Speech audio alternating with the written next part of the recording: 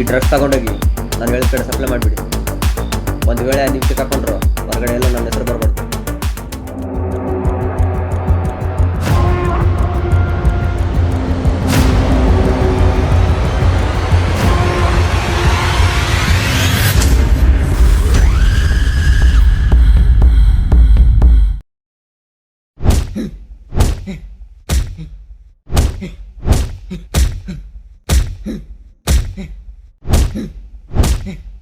ಹೇಳೋ ಬೋಳಿ ಮಗನೇ, ಡ್ರಗ್ಸ್ ಎಲ್ಲಿ ಸಿಕ್ತು ನಿನ್ಗೆ? ಸೂರಿ ಸಾಕ್ಬಿಡು, ಸತ್ತಾನ ಅವನು. ದೇವಾ, ಇವ್ನ್ಗೆ ಎಷ್ಟು ಹೊಡೆದ್ರು ಬಾಯ್ ಬಿಡ್ತಾ ಇಲ್ಲ ಇವನು.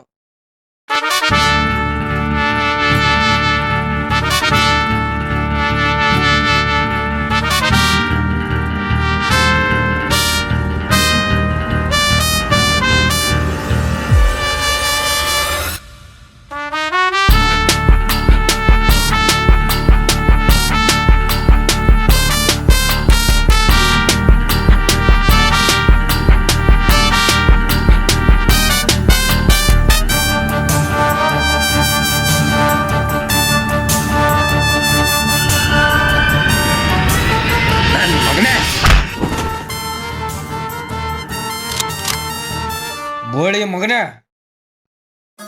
ದೇವ,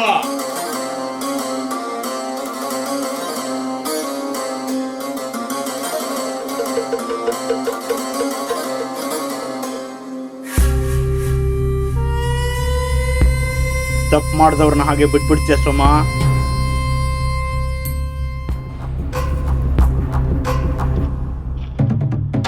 ನಾನು ಆಗ್ಲೇ ಹೇಳಿದ್ದೆ ನನ್ನ ಗ್ಯಾಂಗಲ್ಲಿ ಗಾಂಜಾ ಡ್ರಗ್ಸ್ ಎಲ್ಲ ಸಪ್ಲೈ ಮಾಡಬಾರ್ದು ಅಂತ. ನಾನು ಹೇಳಿದ ಮೇಲೇನು ನನ್ನ ಮಾತು ಮೀರಿ ನೀವಿಬ್ರು ಡ್ರಗ್ಸ್ ಸಪ್ಲೈ ಮಾಡಿದ್ದೀರಾ. ನೀವು ಮಾಡಿರೋದು ತಪ್ಪು. ಅದರಲ್ಲೂ ಇದೆಲ್ಲ ನನಗೂ ಗೊತ್ತಾದ ಮೇಲೂ ನಾನೇನು ಮಾಡೋದಿಲ್ಲ ಅಂತ ಅನ್ಕೊಂಡಿದ್ದೀರಲ್ಲ, ಅದು ಬಹಳ ದೊಡ್ಡ ತಪ್ಪು. ನೀವೇನು ಮಾಡಿದ್ರೆ ನಮ್ದು ಏನು ಕಿತ್ಕೊಳಕ್ಕಾಗಲ್ಲ.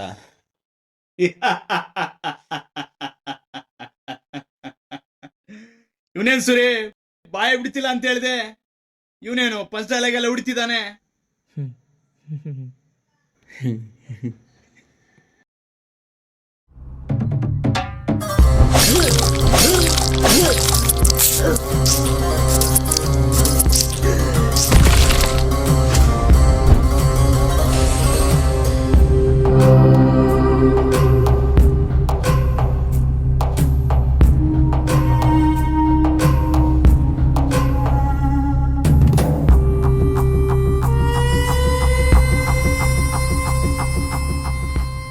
ಈ ಫೀಲ್ಡ್ ಅಲ್ಲಿ ಒಂದು ತಪ್ಪನ್ನ ಕ್ಷಮಿಸೋದೇ ದೊಡ್ಡ ತಪ್ಪು. ದೇವ, ನಮ್ ಗ್ಯಾಂಗ್ ಅಲ್ಲಿ ಡ್ರಗ್ಸು ಇರಬಾರ್ದು, ಅದನ್ನ ಸಪ್ಲೈ ಮಾಡೋನು ಇರಬಾರ್ದು. ಇವನ್ನ ಕೂಡ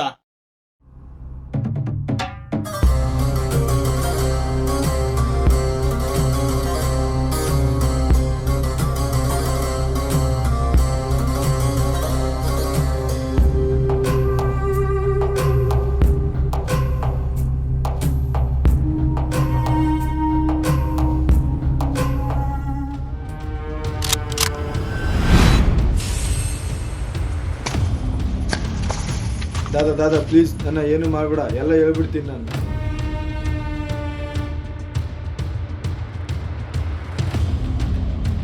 ಅವ್ರು ನಮಗೆ ಡ್ರೆಸ್ ಕೊಟ್ಟು ಇಂಥ ಅಡ್ರೆಸ್ಗೆ ಸಪ್ಲೈ ಮಾಡು ಅಂತ ಹೇಳ್ತಾರೆ. ಅವ್ರು ಹೇಳಿದಾಗೆ ನಾವು ಆ ಅಡ್ರೆಸ್ಗೆ ಸಪ್ಲೈ ಮಾಡಿದ್ರೆ ಅವ್ರು ನಮಗೆ ದುಡ್ಡು ಕೊಡ್ತಾರೆ. ಆದರೆ ಇದನ್ನೆಲ್ಲ ಮಾಡ್ತಿರೋದು ಡ್ರಗ್ ಮಾಫಿಯಾ ಡಾನ್ ವಿಕ್ಟರ್. ವಿಕ್ಟರ? ಯಾರವನು? ಅವನ ನೋಡಿದ್ಯಾ? ವಿಕ್ಟರ ಎಲ್ಲಿರ್ತಾನ ಅವನು?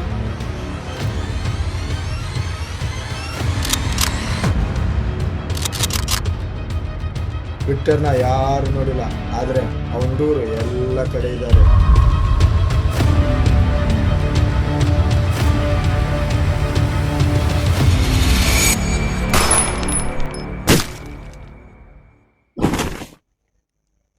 ಯಾಕೆ ಅವನ ಶೂಟ್ ಮಾಡಿದೆ? ಅವನೆಲ್ಲ ಹೇಳ್ತಾ ಇದ್ದ. ದಾದನ್ ಸಾಯ್ಸಾಕ್ ಬರ್ತೇನೆ, ನೋಡ್ಕೊಂಡು ಸುಮ್ಮನೆ ಇರ್ಬೇಕಾ? ಸುರೇ,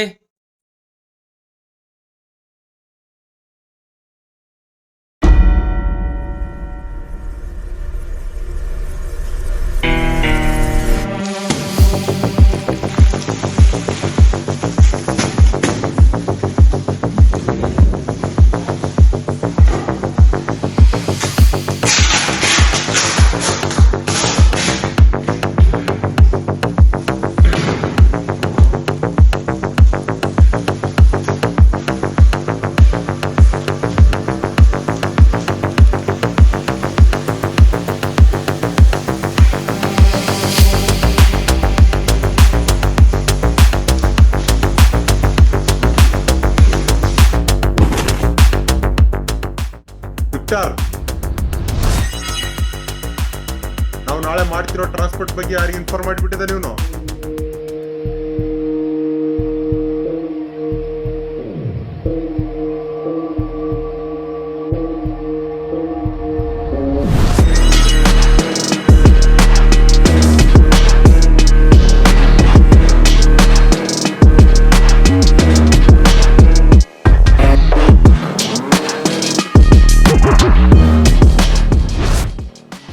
ವಿಕ್ಟರ್, ನಾನು ಯಾರಿಗೆ ಏನು ಹೇಳಿಲ್ಲ. ಪ್ಲೀಸ್ ನನ್ನ ಬಿಟ್ಬಿಡು. ಇಲ್ಲಿಂದ ನಾನು ದೂರ ಹೋಗ್ಬಿಡ್ತೀನಿ.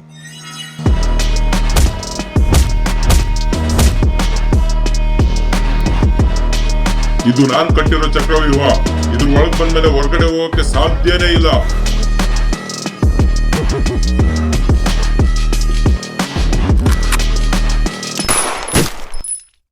ಇವ್ನ್ ಯಾರು ಇನ್ಫಾರ್ಮ್ ಮಾಡಿದಾನಂತ ಫಸ್ಟ್ ನೀವು ಗೊತ್ತಾಗ್ಬೇಕು. ಸರಿ ವಿಕ್ಟರ್.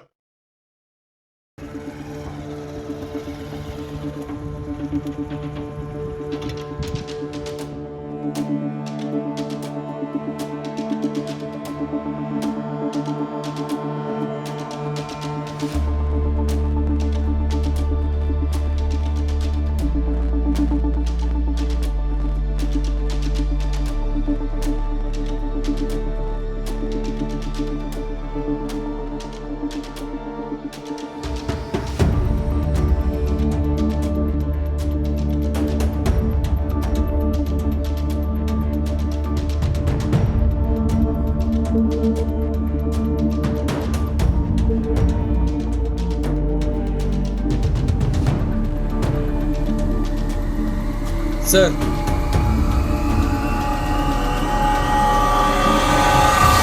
ಏನು ವಿಕ್ರಮ್, ವಿಕ್ಟರ್ ಬಗ್ಗೆ ಏನಾದರೂ ಗೊತ್ತಾಯ್ತಾ? ಇವತ್ತು ನೈಟ್ ಡ್ರಗ್ಸ್ ಟ್ರಾನ್ಸ್ಪೋರ್ಟ್ ಮಾಡಕ್ಕೆ ವಿಕ್ಟರ್ ಬರ್ತಿದ್ದಾನೆ ಅಂತೇಳಿ ಇನ್ಫಾರ್ಮೇಶನ್ ಬಂದಿದೆ. ಹೌದಾ? ಹಾಗಾದ್ರೆ ವಿಕ್ಟರ್ ಸಿಕ್ತಿದ್ದಂಗೆ ನಂಗೆ ಇನ್ಫಾರ್ಮ್ ಮಾಡು. ವಿಕ್ರಮ್, ನೆನ್ಪಿಟ್ಕೋ, ಅವ್ನು ನಮಗೆ ಜೀವಂತವಾಗಿ ಬೇಕು. ವಿಕ್ರಮ್, ಏನು ಯೋಚನೆ ಮಾಡ್ತಾ ಇದೀಯ? ನಾನು ಪೊಲೀಸ್ ಅಂತ ಗೊತ್ತಾದ್ರೆ ದಾದನನ್ನು ಸುಮ್ಮನೆ ಬಿಡಲ್ಲ. ಹಾಗಂತ ದಾದನ ಸಾಯಿಸೋಕ್ಕೆ ನನ್ನ ಕೈಲಂತೂ ಆಗಲ್ಲ. ನೋಡಿ ವಿಕ್ರಮ್, ಮಹಾಭಾರತದಲ್ಲಿ ಪಾಂಡವರು ಕೂಡ ನಿಂತರನ್ನು ಯೋಚನೆ ಮಾಡಿದ್ರೆ ಅವತ್ತವ್ರಿಗೆ ಧರ್ಮ ಸ್ಥಾಪನೆ ಮಾಡೋಕ್ಕಾಗ್ತಿರಲಿಲ್ಲ. ಅದಕ್ಕೆ ನಾವು ಕೂಡ ಈ ಮಾಫಿಯಾನ ನಾಶ ಮಾಡಿ ಶಾಂತಿ ಕಾಪಾಡೋಕ್ಕಂತಾನೆ ಈ ಆಪರೇಷನ್ ಮಾಡ್ತಿರೋದು. Vikram, think positive. ಈ ವಿಷಯ ಯಾರಿಗೂ ಗೊತ್ತಾಗೋದಿಲ್ಲ. ನೀನು ವಿಕ್ಟರ್ನ ಹಿಡಿಯೋದ್ರ ಬಗ್ಗೆ ಮಾತ್ರ ಯೋಚನೆ ಮಾಡು.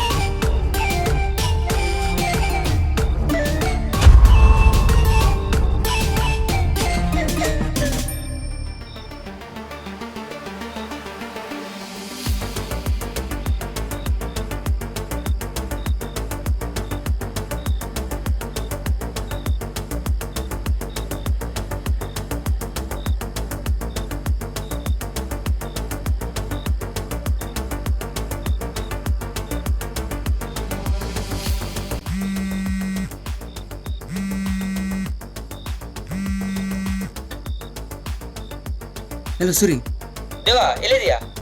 ನಾನು ಇಲ್ಲಿ ಮನೇಲಿ ಇದ್ದೀನಿ. ಏನು ಹೇಳು? ದಾದಾ ಹೇಳಿದ್ರು ನಾಳೆ ಬೆಳಗ್ಗೆ ಅಡ್ಡ ಹತ್ರ ಬರ್ಬೇಕಂತೆ.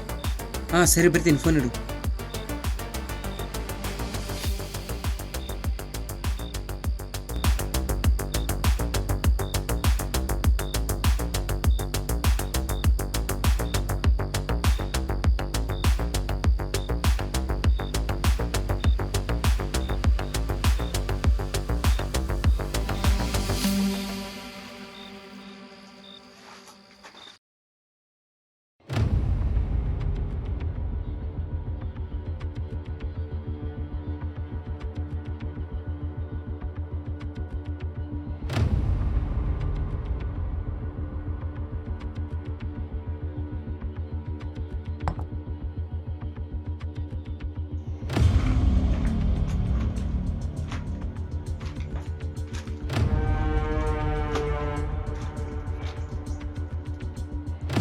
ಇದನ್ನ ಎಷ್ಟು ದಿನದಿಂದ ಮಾಡ್ತಾ ಇದೀಯಾ? ದಾದಾ ಯಾವ್ದ್ರ ಬಗ್ಗೆ ಮಾತಾಡ್ತಿದ್ದ ದಾದಾ? ನಂಗೇನು ಗೊತ್ತಾಗ್ತಿಲ್ಲ.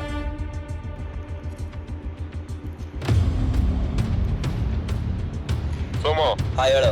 ನಾಳೆ ಡ್ರಗ್ಸ್ ತಗೊಳಕ್ ಯಾರು ಬರ್ತಾ ಇದ್ದೀರಾ? ನಾಳೆ ನಾನೇ ಬರ್ತಾ ಇದ್ದೀನಿ. ಆಗ್ಲೇ ನಮ್ಮ ಹುಡುಗರು ಇಬ್ರು ಸಿಕ್ಕಾಕೊಂಡಿದ್ದಾರೆ. ನಮ್ಮಿಬ್ಬರ ಮಧ್ಯೆ ಯಾರು ಬೇಡ. ಸರಿ, ಡೀಲ್ ಓಕೆ. ನಾಳೆ ದುಡ್ಡು ತಗೊಂಡ್ ಬಂದ್ಬಿಡು. ದಾದಾ ನನ್ನ ವಯಸ್ಸಲ್ಲ ದಾದಾ. ಬೇರೆ ನೀವೇನಾದ್ರೂ ಮಾಡಿ, ಈ ಕೆಲಸ ಮಾತ್ರ ಬೇಡ. ಯಾಕೆ ಮಾಡ್ಬಾರ್ದು? ನಾನು ನಿಲ್ಸಲ್ಲ. ನೀನು ಹೇಳ್ತಾರ ಕುಣಿಯಕ್ಕೆ ನನ್ನ ಗೊಂಬೆ ಅಲ್ಲ. ನೀವು ಕೂಡ ನಂತರ ಆಗ್ಬೇಡಿ ಅಂತ ಹೇಳ್ತಿರೋದು. ಇದರಿಂದ ನನ್ನ ಫ್ಯಾಮ್ಲಿ, ನನ್ನ ಫ್ರೆಂಡ್ಸು, ನನ್ನ ಜೀವನನೇ ಹಾಳು ಮಾಡ್ಕೊಂಡ್ಬಿಟ್ಟಿದ್ದೀನಿ. ವಯಸ್ಸಲ್ಲಿರ್ಬೇಕಾದ್ರೆ ಹೇಗೋ ಏನೋ ಈ ಫೀಲ್ಡಿಗೆ ಬಂದ್ಬಿಟ್ಟೆ. ಆದರೆ ಈ ಫೀಲ್ಡಿಗೆ ಬಂದಾಗಿನಿಂದ ಒಂದು ದಿನ ಕೂಡ ನೆಮ್ಮದಿಯಾಗಿ ನಿದ್ದೆನೇ ಮಾಡಿಲ್ಲ.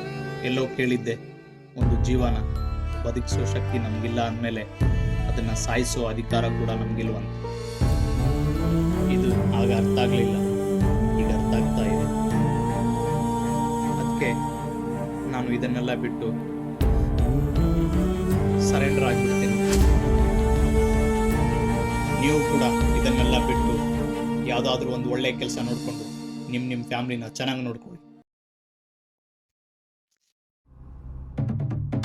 ದೇವಾ, ಬೇರೆ ಕಡೆ ಇರೋ ನಮ್ಮ ಗ್ಯಾಂಗ್ ಹುಡುಗರಿಗೆಲ್ಲ ಈ ವಿಷಯನ ತಿಳಿಸ್ಬಿಡು. ನಾಳೆಯಿಂದ ನೀವು ಕೂಡ ಬರಬಾರ್ದು.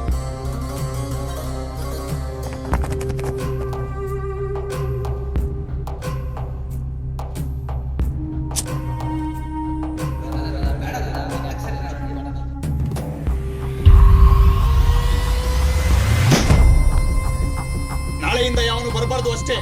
ಮುಚ್ಕೊಂಡು ಎಲ್ಲವನ್ನ ಇಲ್ಲಿಂದ ಜಾಗ ಖಾಲಿ ಮಾಡಿ.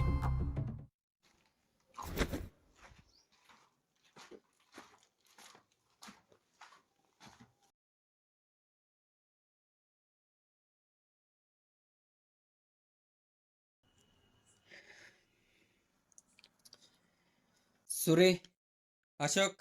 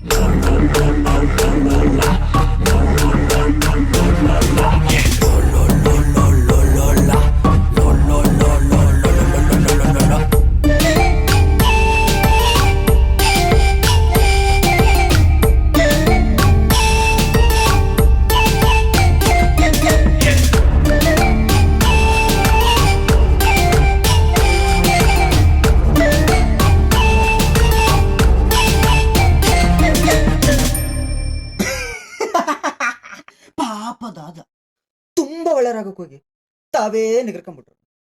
ಅದಕ್ಕೆ ಹೇಳೋದು ಅತಿಯಾದ ಒಳ್ಳೆತನ ಒಳ್ಳೆತನ ಅಂತ.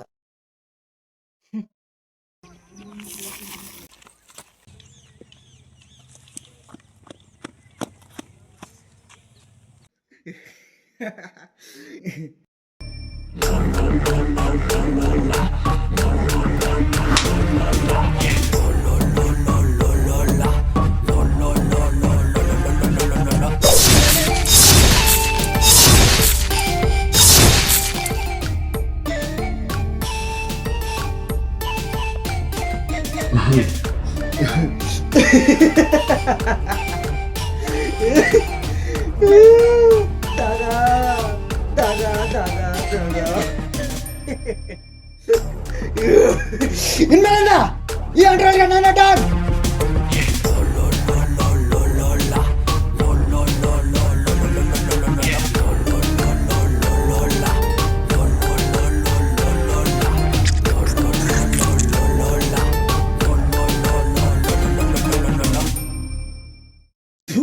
ಬೋಳಿ ಮಗ ನಂಗೆ ಹೊಡಿತಾನೆ.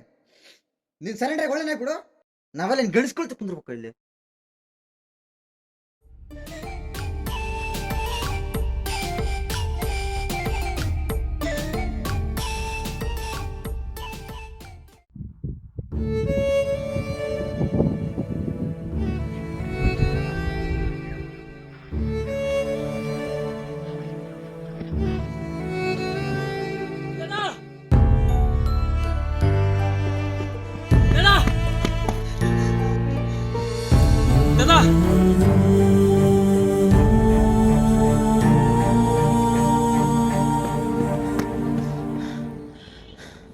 ದೇವಾ, ಇದನ್ನೆಲ್ಲ ಮಾಡಿದ್ದು ಸೋಮ ಮತ್ತೆ ಅವ್ನ ಗ್ಯಾಂಗ್.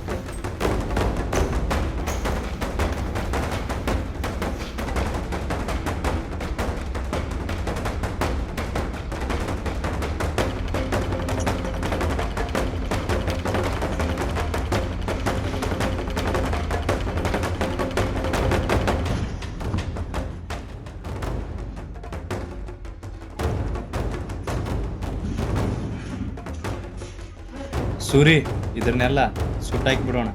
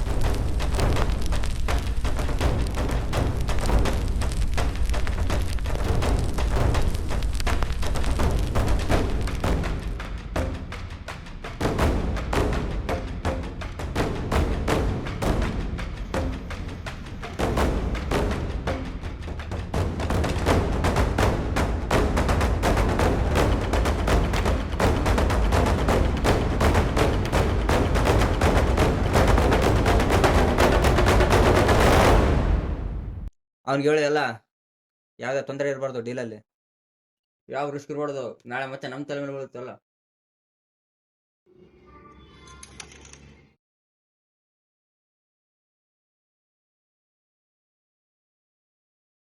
ಸೋಮ, ನೀ ಯಾರು ನಮ್ ತಂಡಿಗೆ ಬರಲ್ಲ ಸೋಮ, ಯಾರೇನ್ ಕಿತ್ಕೊಳಕ್ಕಾಗಲ್ಲ.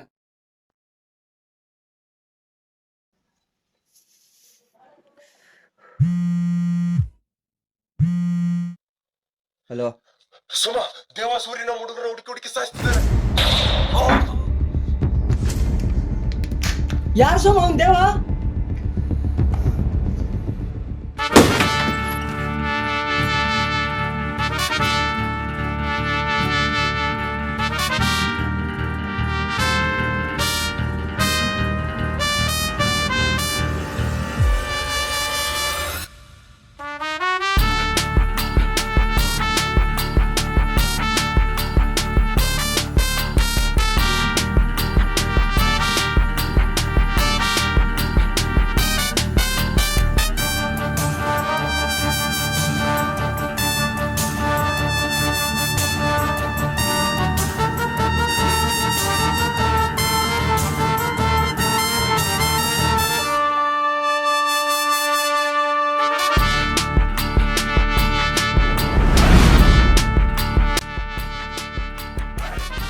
ಇವನೇ ನೋಡಿ ದೇವ. ಇವನ್ ದೇವ ಅಲ್ಲ, under cover police officer Vikram.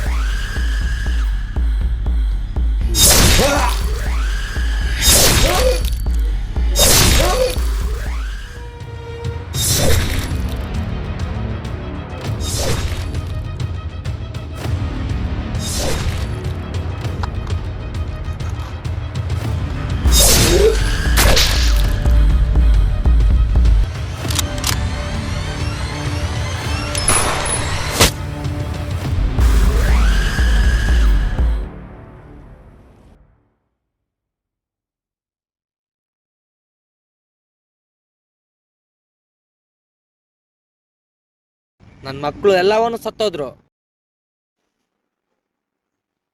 ಹೌದು, ಇವರೆಲ್ಲ ಬರೀ ಕೈಗೊಂಬೆಗಳಷ್ಟೇ.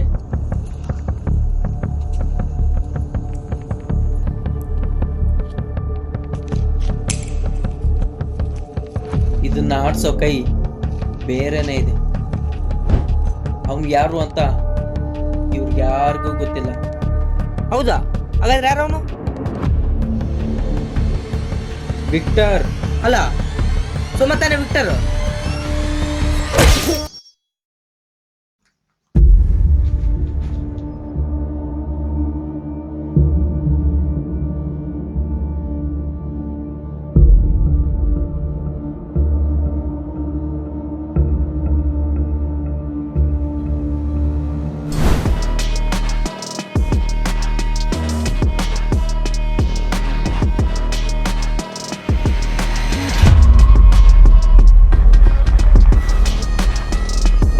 ಯಾರಿಗೆ ಇನ್ಫಾರ್ಮ್ ಮಾಡಿದ ಅಂತ ಗೊತ್ತಾಯ್ತಾ? ಇಲ್ಲ ವಿಕ್ಟರ್, ನಾನು ಯಾರಿಗೆ ಇನ್ಫಾರ್ಮ್ ಮಾಡಿದ್ದೇನೆ ಅಂತ ಗೊತ್ತಾಗ್ಲಿಲ್ಲ. ಅಷ್ಟು ಯಾರಂತ ತಿಳ್ಕೊ, ನಡೀಲಿಂದ.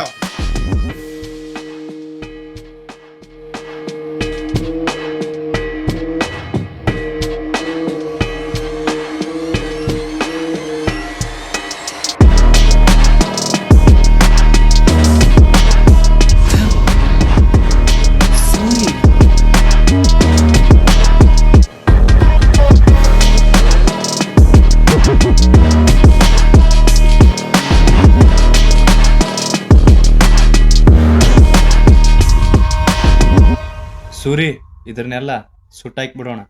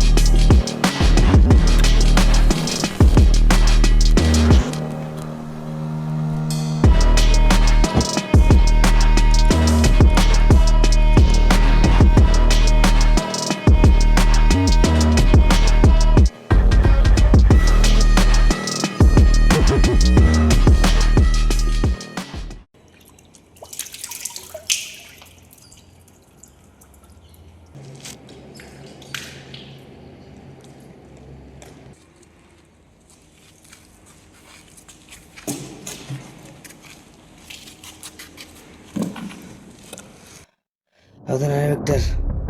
ಈ ಡ್ರಗ್ ಮಾಫಿಯಾ ಡಾನ್ ನಾನೇ. ಸೋಮ ಕೂಡ ನನ್ನ ಹತ್ರ ಡ್ರಗ್ಸ್ ತಗೊಂಡೋಗಿ ಒಂದು ಚಿಕ್ಕ ಬಿಸ್ನೆಸ್ ಮಾಡ್ತಾ ಇದ್ದ. ಆದರೆ ನಾನೇ ವಿಕ್ಟರ್ ಅಂತ ಅವನಿಗೆ ಗೊತ್ತಿರಲಿಲ್ಲ. ಒಂದು ವೇಳೆ ನೀವು ಸಿಕ್ಕಾಕೊಂಡ್ರು ಹೊರಗಡೆ ಎಲ್ಲೂ ನನ್ನ ಹೆಸರು ಬರಬಾರ್ದು. ದಾದನು ಕೂಡ ಡ್ರಗ್ ಬಿಸ್ನೆಸ್ ಮಾಡೋದು ಇಷ್ಟ ಇರಲಿಲ್ಲ. ಅದಕ್ಕೆ ನಮ್ಮ ಗಂಗಲ್ಲೇ ಸೋಮನಿಗೆ ಕೆಲಸ ಮಾಡ್ತಿದ್ದಂಥ ಇಬ್ಬರು ಡ್ರಗ್ ಸಪ್ಲೈಯರ್ಸ್ನ ದಾದನಿಗೆ ನಾನೇ ಹಿಡ್ಕೊಟ್ಟು ಸೋಮನ ಮೇಲೆ ದೊಡ್ಡ ಬರೋ ಥರ ಮಾಡಿದೆ. ಆದರೆ ಯಾವಾಗ ನನ್ನ ಗಂಗಲ್ಲೇ ಪೊಲೀಸ್ ಇನ್ಫಾರ್ಮರ್ ಇದ್ದಾನಂತ ಗೊತ್ತಾಯಿತು, ಆಗ ಸೋಮ, ಹೇಳು. ನಾಳೆ ಡ್ರಗ್ಸ್ ತಗೊಳಕ್ ಯಾರು ಬರ್ತಾ ಇದ್ದೀರಾ? ನಾಳೆ ನಾನೇ ಬರ್ತಾ ಇದ್ದೀನಿ.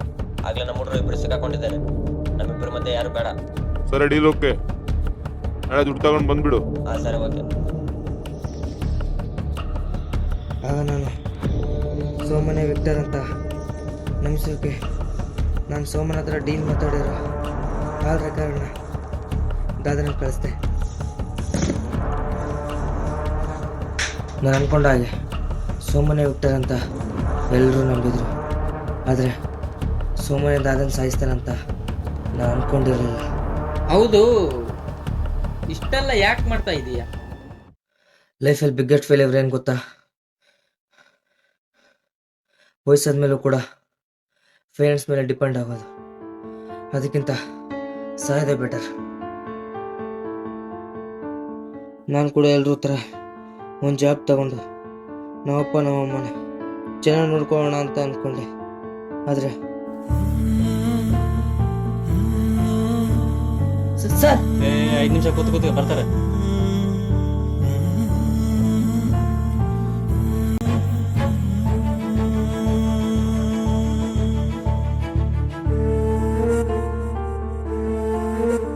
ಸಾರ್ ಹತ್ರ ಎಲ್ಲ ಮಾತಾಡಿದ್ದೀನಿ, ಹೋಗೋಣ ಬಾ.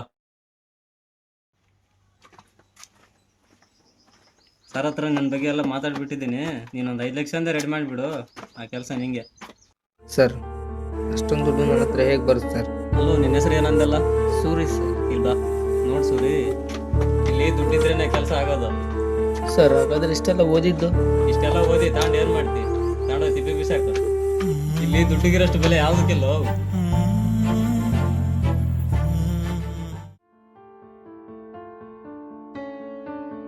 ದುಡ್ಡು ಮಿನಿಮಮ್ 10 ಲಕ್ಷ ಇದ್ರೆ ಮಾತ್ರ ಇಲ್ಲಿ ಕೆಲಸ ಆಗೋದು, ಇಲ್ಲಾಂದ್ರೆ ಆಗಲ್ಲ. ಸರ್, ಅಷ್ಟೊಂದು ದುಡ್ಡು ಅಂದ್ರೆ ನನ್ನ ಹತ್ರ ಹೇಗೆ ಬರುತ್ತೆ ಸರ್? ಮತ್ತೆ ದುಡ್ಡಿಲ್ಲ ಅಂದ್ರೆ ಸುಮ್ಮನೆ ಯಾಕೆ ಬರ್ತೀರ ನಮ್ಮ ತಲೆ ತಿನ್ನಕ್ಕೆ? ತಗೋ, ದುಡ್ಡಿಲ್ಲ ಅಂದ್ರೆ ಏನ್ ಕೆಲಸನ ಆಗಲ್ಲ ಇಲ್ಲಿ. ಎಲ್ಲೋದ್ರೂ ರಿಜೆಕ್ಷನ್, ರೆಕಮೆಂಡೇಶನ್, ಕರಪ್ಷನ್ ಅಂತ ಕೆಲಸನೇ ಸಿಗ್ಲಿಲ್ಲ.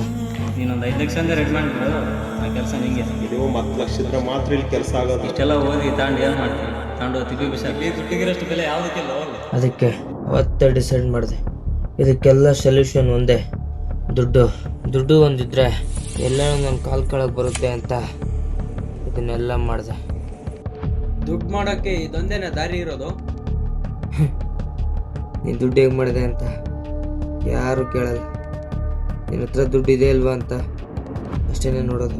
ಈ ಡ್ರಗ್ಸು, ಗಾಂಜಾ ಇದರಿಂದ ಎಷ್ಟೋ ಜನ ಜೀವನ ಕಳ್ಕೊಂಡಿದ್ದಾರೆ. ಇದರಲ್ಲಿ ಜಾಸ್ತಿ ಕಾಲೇಜ್ ಸ್ಟೂಡೆಂಟ್ಸೇ ಇರೋದು, ಗೊತ್ತಾ? ಏನು, ನೀನು ನಮ್ಮ ಜನ ಬಗ್ಗೆ ಯೋಚನೆ ಮಾಡ್ತಾ ಇದೀಯಾ? ನಮ್ಮ ಜನ ಹೇಗೆ ಗೊತ್ತಾ? ಇದನ್ನೆಲ್ಲ ಬ್ಯಾನ್ ಮಾಡಬೇಕು ಅಂತ ಮಾತಾಡ್ತಾರೆ, ಪ್ರತಿಭಟನೆನೂ ಮಾಡ್ತಾರೆ, ಹೋರಾಟನೂ ಮಾಡ್ತಾರೆ. ಆದರೆ ಅದನ್ನು ಬಳಸೋದು ಮಾತ್ರ ಬಿಡಲ್ಲ ನಮ್ಮ ಗೌರ್ಮೆಂಟು. ಇವುಗಳನ್ನ ಬ್ಯಾನ್ ಮಾಡ್ಬೋದಲ್ಲ, ಯಾಕೆ ಬ್ಯಾನ್ ಮಾಡಲ್ಲ ಗೊತ್ತಾ? ನಮ್ಮ ಜನ ಇವುಗಳ ನಶೆಯಲ್ಲಿದ್ರೇ ಅವ್ರಿಗೆ ಕರಪ್ಷನ್ ಮಾಡೋಕ್ಕೆ ಈಸಿ ಆಗೋದು. ಅದಕ್ಕೆ ಅವ್ರು ಇವುಗಳನ್ನು ಬ್ಯಾನ್ ಮಾಡೋದಿಲ್ಲ. ಇದನ್ನ ಯಾರಿಂದನೂ ಚೇಂಜ್ ಮಾಡೋಕ್ಕಾಗಲ್ಲ. ನೀನೊಬ್ಬ ನನ್ನ ಜೊತೆ ಕೈ ಜೋಡಿಸ್ಬಿಡು. ನೀನೊಬ್ಬ ನನ್ನ ಜೊತೆ ಇದ್ದರೆ ನಮ್ಮನ್ನು ಯಾವನು ಏನು ಮಾಡೋಕ್ಕಾಗಲ್ಲ ದೇವಾ. ದೇವ ಅಲ್ಲ, ವಿಕ್ರಮ್, ಇನ್ಸ್ಪೆಕ್ಟರ್ ವಿಕ್ರಮ್. ಡಿಪಾರ್ಟ್ಮೆಂಟಲ್ಲಿ ನನ್ನ ಅಂಡರ್ ಕವರ್ ಪೊಲೀಸ್ ಆಫೀಸರ್ ಆಗಿ ಸೆಲೆಕ್ಟ್ ಮಾಡಿದ್ರು. ನನ್ನ ಫಸ್ಟ್ ಆಪರೇಷನ್ ವಿಕ್ಟರ್ನ ಹಿಡಿಯೋದಾಗಿತ್ತು. ಅದಕ್ಕೆ ನಾನು ನಮ್ಮ ದಾದನ್ ಗ್ಯಾಂಗ್ಗೆ ಸೇರಿಕೊಂಡೆ. ಒಂದು ದಿನ ಡ್ರಗ್ಸ್ ಸಪ್ಲೈ ಮಾಡೋನು ನನ್ನ ಕೈಗೆ ಸಿಕ್ಕಾಕೊಂಡ.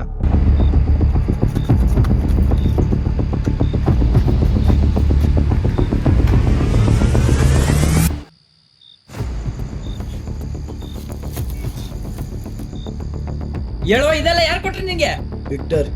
ವಿಕ್ಟರ್ ಕೊಟ್ಟಿದ್ದು.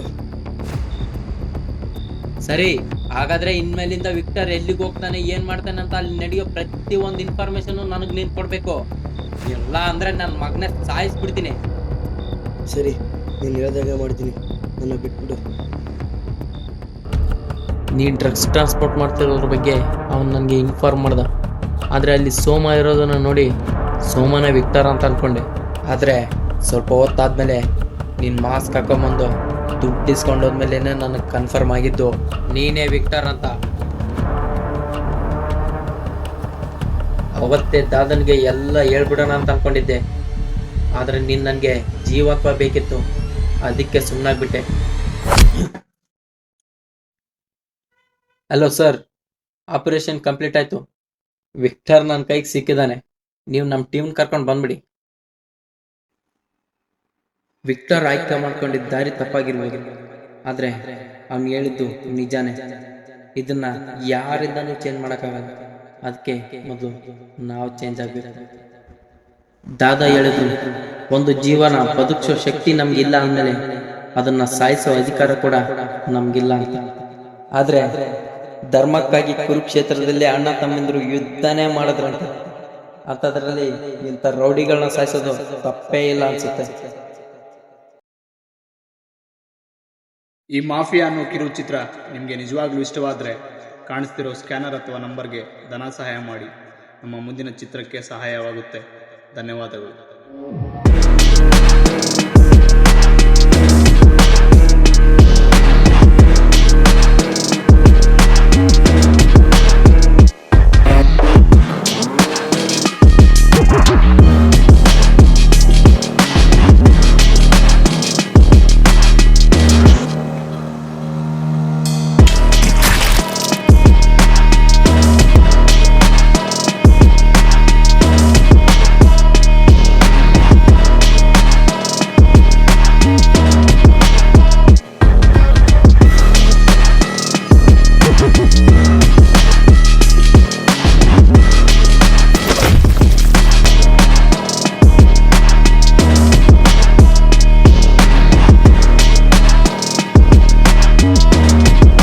ವಿಕ್ಟರ್ ಹಿಡಿಯೋದ್ರ ಬಗ್ಗೆ ಮಾತ್ರ ಯೋಚನೆ ಮಾಡು.